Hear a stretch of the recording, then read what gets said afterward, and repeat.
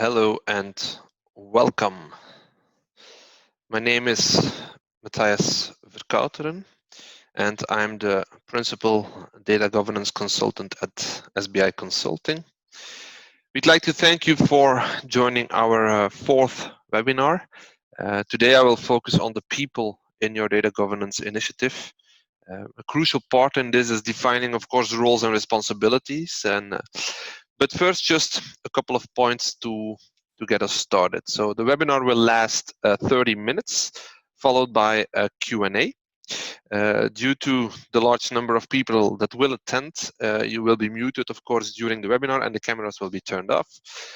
Questions, we will be collecting them through the Q&A icon in the bottom middle of your screen. And in case you still have questions after the webinar, you can always drop me an email at my email address, matthias.vercauteren@sbiconsulting.be. We will send a follow-up email within 2 business days containing the links to the slides and the recording of this session and additional information perhaps requested throughout this webinar. So, and without any further ado, we can start this webinar. So, thanks for joining the webinar on data governance roles and responsibilities hosted by SBI Consulting. My name is Mathias Vercauteren. I'm the Principal Data Governance Consultant at SBI, and I'm going to provide you today with a good understanding of the roles and the responsibilities of data governance and some practical insights to get going. So on the agenda, this webinar will last 30 minutes, followed by 10 to 15 minutes Q&A. You can post your questions in the Q&A chat box, and I'll address them after I've completed my presentation. So we'll start the webinar with explaining why roles and responsibilities form the backbone of your data governance initiative. Then we go in depth into the different types of roles and responsibilities that do exist and can be assigned. I'll also illustrate how you can identify your data governance champions in different lines of business, as well as how you can form a data governance council or a steering group to initiate your data governance program. Of course, change is of a huge importance, so we need to emphasize as well how you can increase the adoption in the different lines of business across your organization. And I'll close this webinar with emphasizing 5 key takeaways for you to get going with roles and responsibilities. So let's start with explaining the what and why. So I assume everybody here is a bit familiar with the meaning of data governance, so I will not bother you with shoving definitions through your throat. But what the most definitions mostly have in common is that it always emphasizes the inclusion of roles and responsibilities, and that it also entails accountabilities over data assets. So those are basically the 3 elements, key elements, which you will find in the majority of data governance definitions, and which will be, of course, the center of this webinar. So to us at SBI, we see a data governance program consisting out of the interworkings of 7 core components, which you see here. You can consider them as Lego blocks, consisting of processes, policies, organization, technologies, and so on, which you need to have, which you need to put in place in order to manage your data assets properly. So I will not go into detail into each core component. For this, I want to refer you to our previous webinars, but I want to highlight especially the core component organization, and in this core component you will define your roles and responsibilities. You will establish specific bodies like a data governance office, a steering committee, a council. You define data stewardship. You think through your federation of your data governance model and program. So it's a vital component to ensure that your data governance can be successful, can be rolled out, but also to ensure success, data monetization success. So in this webinar, we focus on this organization component, basically on the human element of your data governance initiative. So, so it's are the people in your organization, so those who may report to you, can be your boss, can be your colleagues, can be your co-workers. They will form the center of focus within this component. You will notice also if when you get started with your data governance initiative that you find and you encounter a variety of different stakeholders, and each stakeholder has their own priorities for the direction that they want that the data governance program overall should take. So when you're building your data governance program and building those Lego blocks, it's going to be of huge importance to start to identify who of those stakeholders will be and who will form the content of your organization component of your organization Lego block. So as well as thinking through the direction you're going to take your data governance organization overall. So beside your stakeholders, you also should think of your organization in terms of structure, in terms of communities, as well as the roles and responsibilities you are going to assign and you are going to outline. Because roles and responsibility really sit at that backbone core of a successful data governance initiative. It's important also to really think it through, because when you're developing governance communication, for example, around policies and so on, you need to know to who you're going to communicate, or if you're putting together a formalized formalization of specific processes and policies and so on, you also need to determine who should be accountable for those different steps in those processes. So that's why defining roles and responsibilities really are at the center, are at the backbone of your initiative. So that's why it's very important also for the success of your program.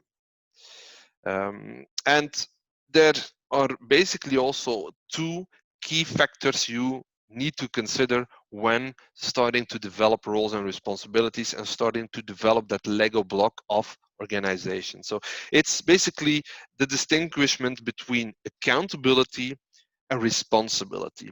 So, and most important to new data governance programs is the concept of accountability, and assigning accountability to data assets will be a very important and sometimes a very new activity as well to your organizations.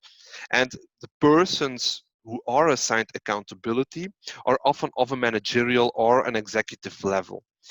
We most of the time use this example to refer to those accountables as the person who you call in the middle of the night in case of a fire. So they are the true accountables. They really have the final say on it. And another important activity alongside that is assigning the responsibility.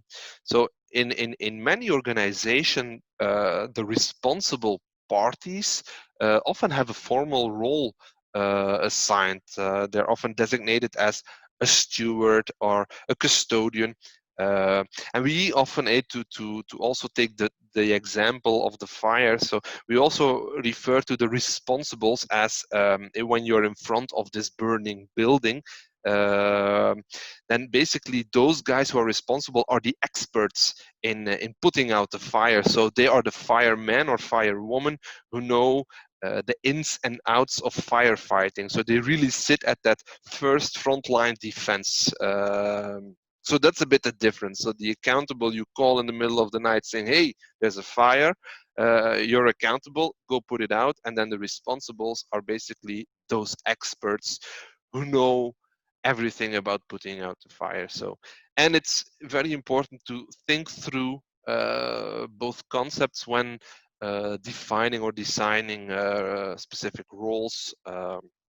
So, and basically in the end, those new roles you will define focus in essence around the concept of placing an individual, a person in charge of data assets, and usually outside of the IT environment, the information technology environment, really people from the business or people on either the consumption side or production side of data. So, and it's a fact that also the nature of an organization in terms of how they enforce policies and how decisions are made and who makes them also set out a bit the scope of your data governance program.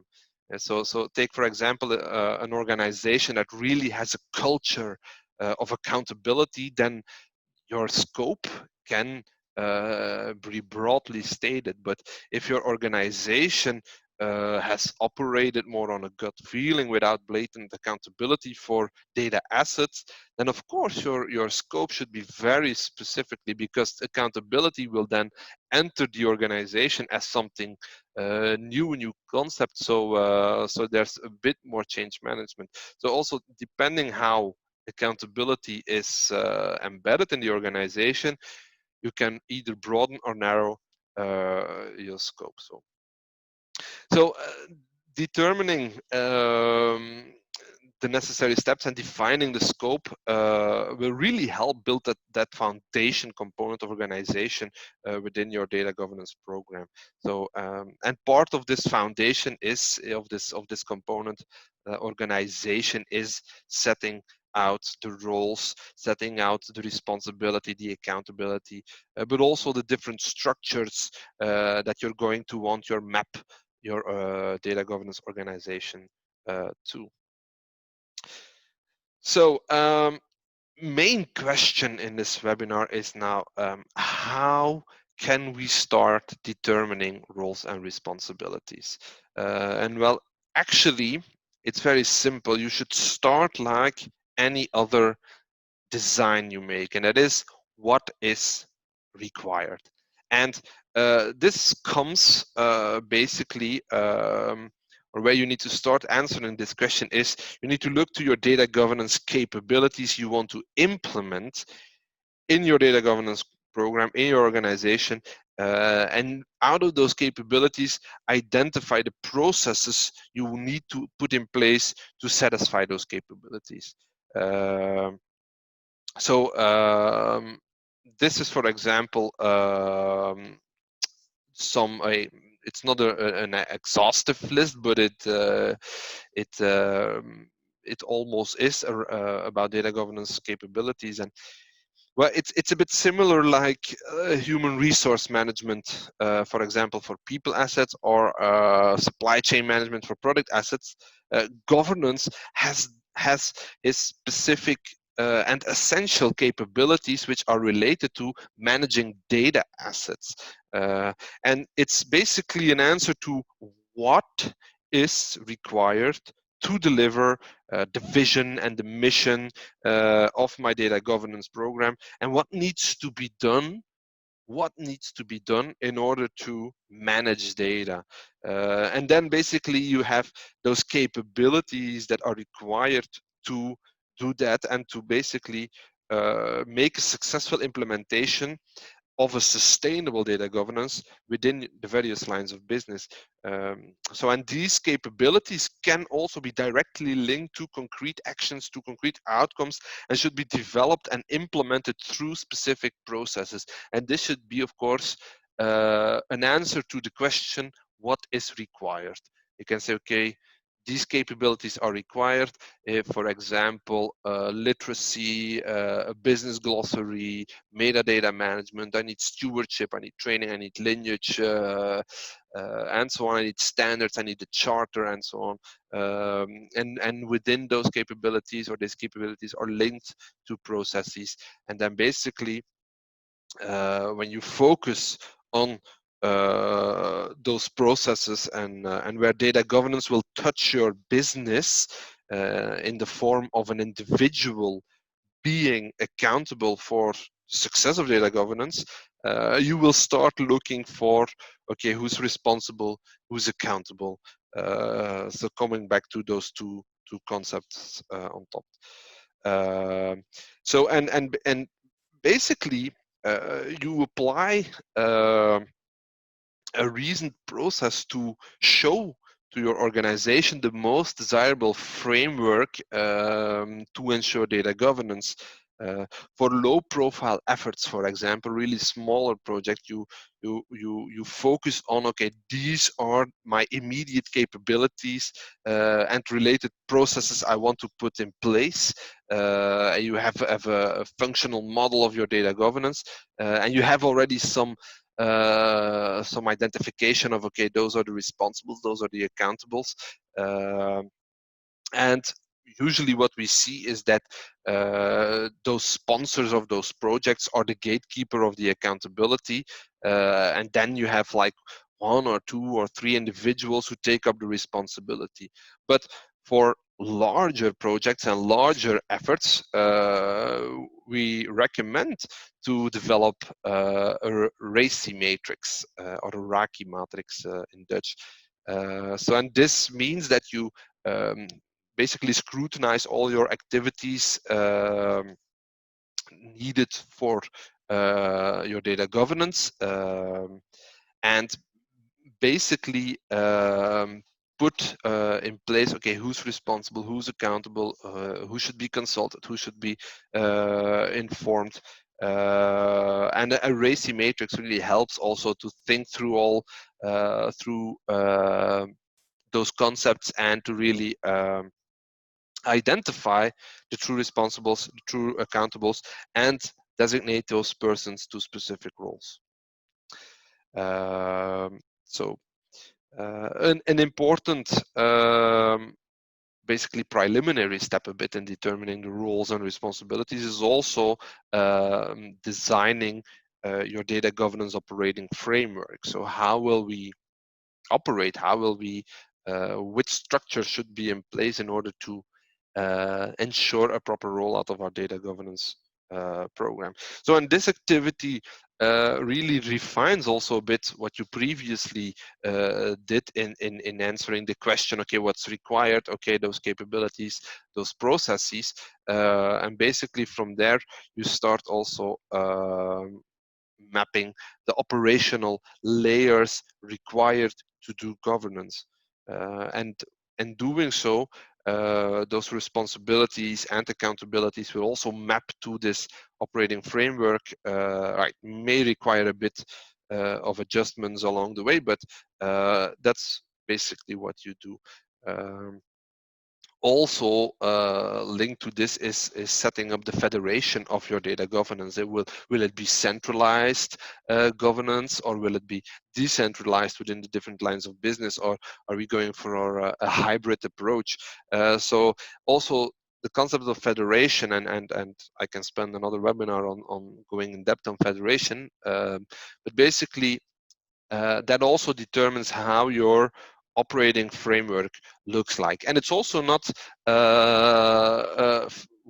one model fits all type of exercise. No, it's really something that you within your project, within your organization should think through it and design it, because it's really something custom made. And there are nice examples you can find on the internet. This is more of the one I present now, more of the building blocks that it should contain or could contain, but it really is, it's not a one fits all type of thing. So what you also have, or what you also see here, is An operating framework also contains different layers, which will come from the levels of accountability and responsibility that you need or that you require. So, and the interchange between those layers will also result from the workflows which are required to support the processes you need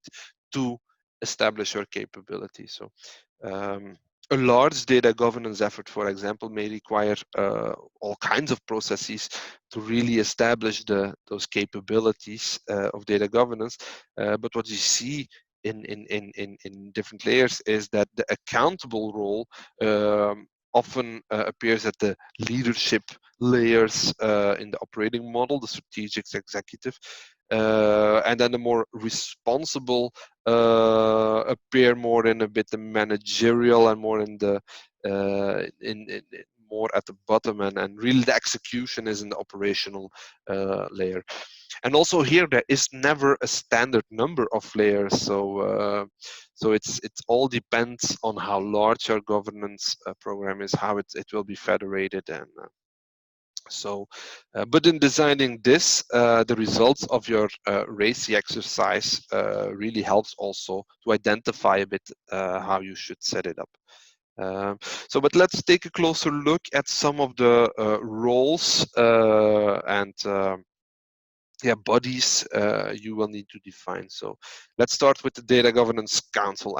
The Data Governance Council is a bit of the beating heart of everything. So those members of the council do the primary monitoring, issue resolution, making sure that the data governance program is rolled out.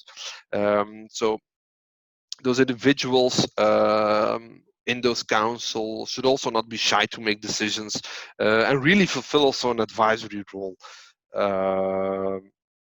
Alongside, of course, like each project, you also have a steering committee, data governance steering committee. You might be familiar with steering committees. So those are often more on the executive level.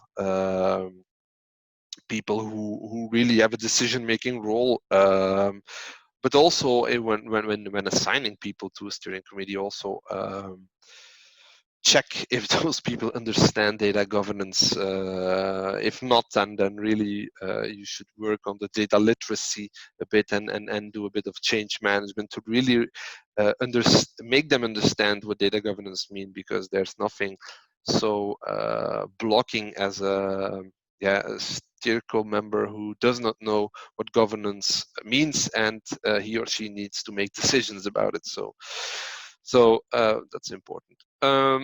Another body we see is forums. And basically those are a bit of subunits you create along the way, like for example a data steward forum. In case of a large effort project where you have multiple data stewards within your organization, it could be beneficial to organize such a forum where you bring everybody together, hopefully physically in better times, but if not digitally, and where you work on issue resolution, best practice sharing, knowledge sharing, all that stuff, and really emphasize the importance of stewardship. So yeah, that's something we see, and it's also nice to really boost the buy-in of those people into this, because they often see data governance also as on top of their work or as a burden, and that should not be the case. So make them feel appreciated, make them feel important, and then for some kind of forums really help. More specific on the roles, you might be familiar with it, but having data owners is a bit of the are basically the ones who are taking up the accountability, and yeah, they really should take their job very seriously, because it's also a bit their task to ensure that data governance as a mindset really starts to stick within their subject areas or within their lines of business. So those are the ones who you actually call in the middle of the night in case of a fire, because they are the true accountables. They own the data within their subject area, within their lines of business. And then, of course, on the other side, you have the ones responsible. The most common known role is data steward, but you also have data custodians. I heard also guardians. You have superheroes. You name it, but those are the accountables. Those are the firemen and firewomen putting out the fire day in day out. They are the experts. They are the ones that if you go into a department and you say, hey, who can explain me what a customer means? And then everybody points at this one guy and say, okay, he knows or she knows what it means. So 9, 8, those are the data stewards. So they take the responsibility of the data assets that they basically manage. The go-to experts. Yeah.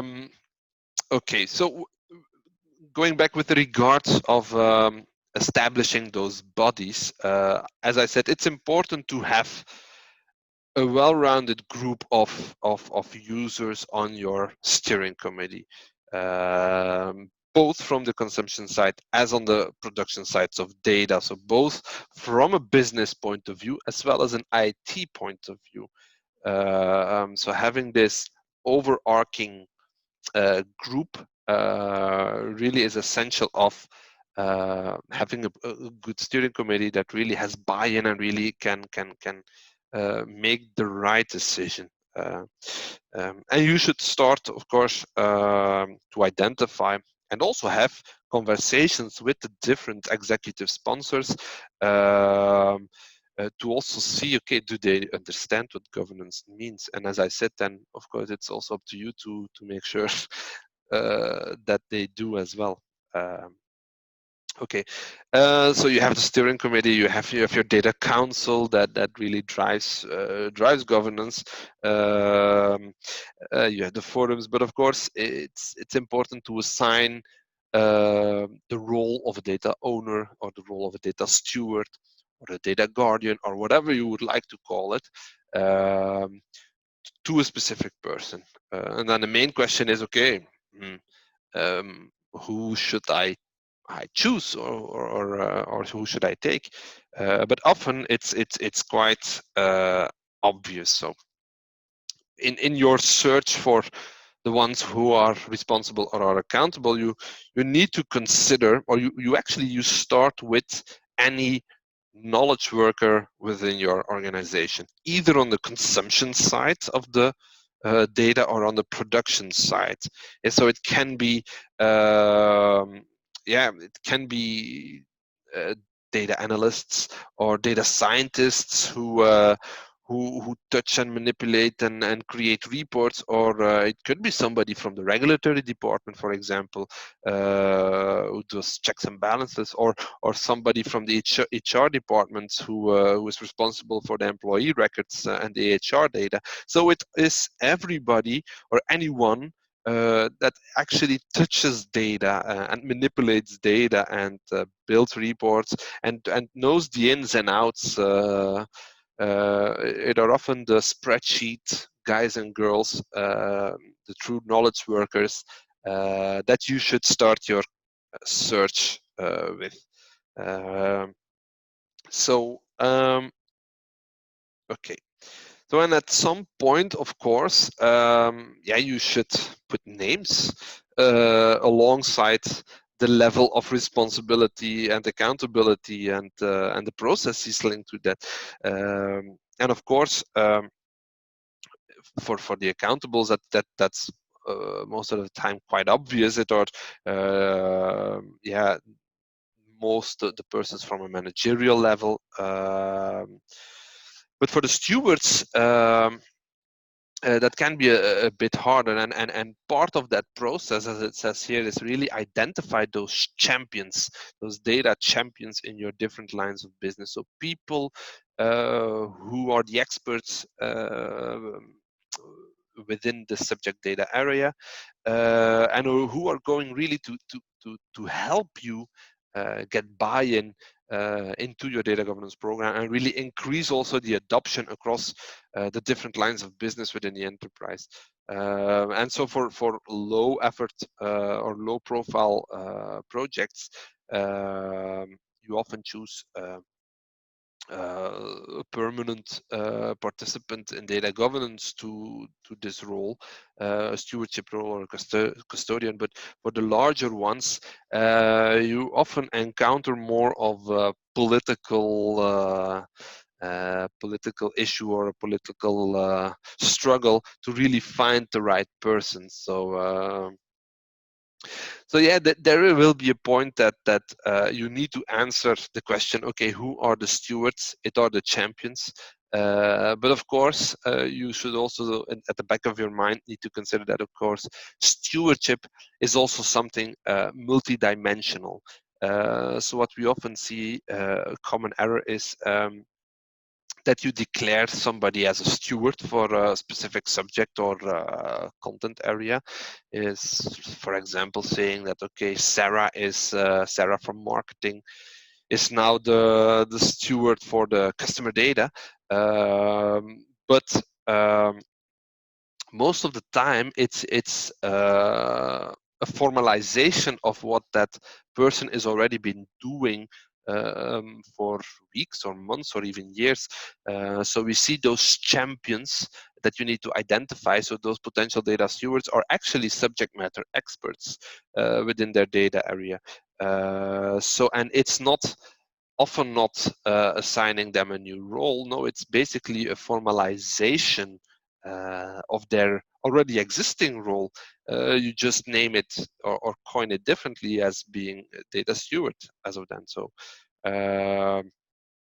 and then another very important principle is, of course, to consider that that level of accountability that's also needed to really stand out.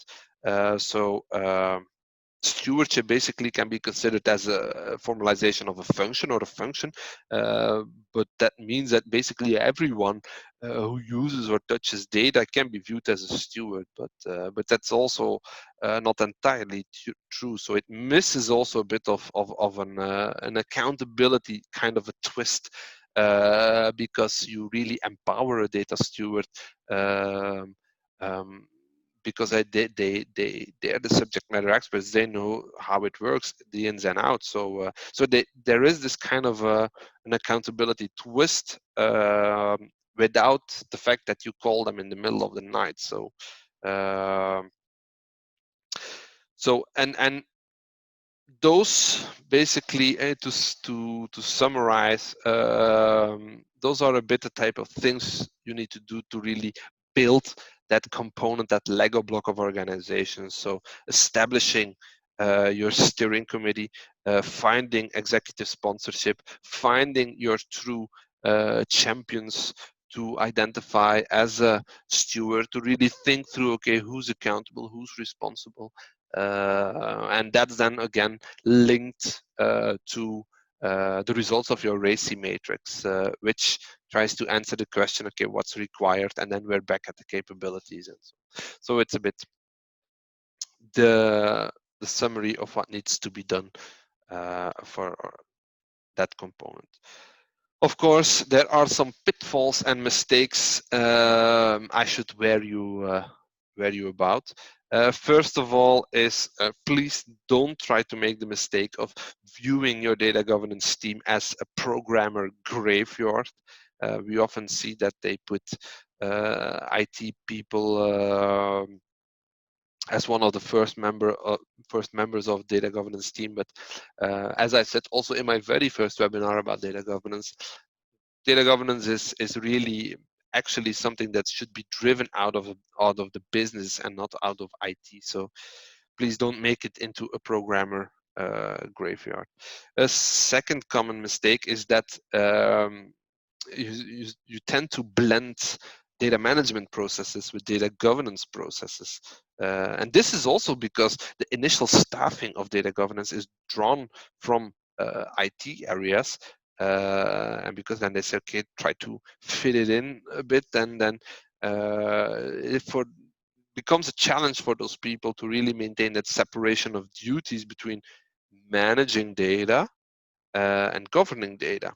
Um, so that's something you should be aware about. Um, we also see that larger projects and larger efforts will also force some will entail a resource allocation issue at a given time. So even though this is often the first attempt at naming roles, we see a bigger project, it can be controversial because you're entering this realm of making a change in an organization, and specifically with those larger projects is that you don't have any other choice than confront them with the upcoming challenges. Lower profile efforts I get easier buy-in, and you see that the staff are more willing and easily assigned to initial use cases. But specifically at a larger, there will be a point that you cannot be non-invasive anymore, but you need to become really invasive in assigning roles, and you touch also resources. So that's something to consider. And what you also have is boundary problems, and boundary problems yeah, will come your way eventually. So you might be accused of overstepping some boundaries, um, because you're actually appointing people to new roles and accountabilities and assigning decision rights and so on, and that can be an issue with some organization. And having an allied agreement with human resource department really helps in coping with those boundary problems. Uh, and linked to that are, of course, political considerations. Is some areas of an organization have more power, have more influence than other, and it's up to you to also figure out the political situation in an organization and to either work with the more powerful or as an ally, or really get executive assistance to counter any pushbacks that will come your way. So politics, basically politics is really one of the big roadblocks in data governance rollout, especially with roles and responsibilities. So it will find your way, so you better watch out. Yes, change linked to that. So basically, in order to achieve your data governance program, it's important that yeah, the rights and the responsibilities of both employees and employers are also clearly defined and enforced through policy. So having also a proper policy about, okay, what do my roles mean, what are the rights they have, what are the responsibilities, really help also. But what we see is that change doesn't happen overnight. It's not that you say, okay, as of tomorrow you're a data steward, that person will wake up and yeah, act differently. That's not the case. It's most of the time a journey you need to take those people through. And this journey of change basically brings us also to another core component or a core Lego block of our data governance framework, of course, change management. And typically, anytime a new responsibility and accountability enters the scene, an organization reacts. It's like an allergic reactions they have. And those reactions can basically range from raising an eyebrow to really a full-blown human resource crisis and an engagement of the HR manager. And so a reaction will happen, and so proper change management and strategies for coping with resistance are essential in your building process or designing process of your roles and responsibilities. uh, And of course, then that means that every output that you create from your activity with regards of roles and responsibilities also requires a continuous discussion and continuous sparring with your potential stakeholders.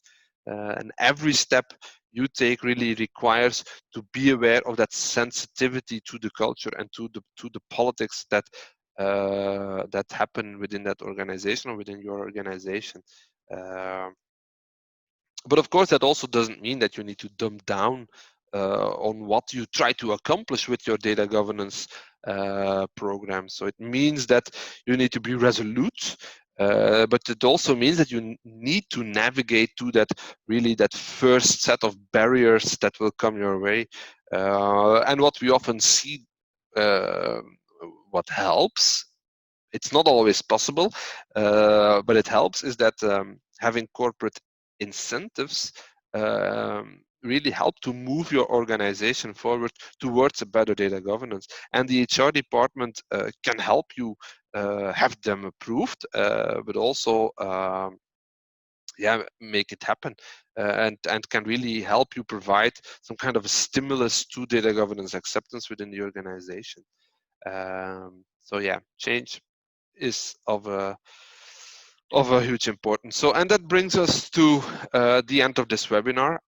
So let me give you just 5 final key takeaways that I think you should have to start. You should know or be aware of to start developing your organizational Lego block in your framework.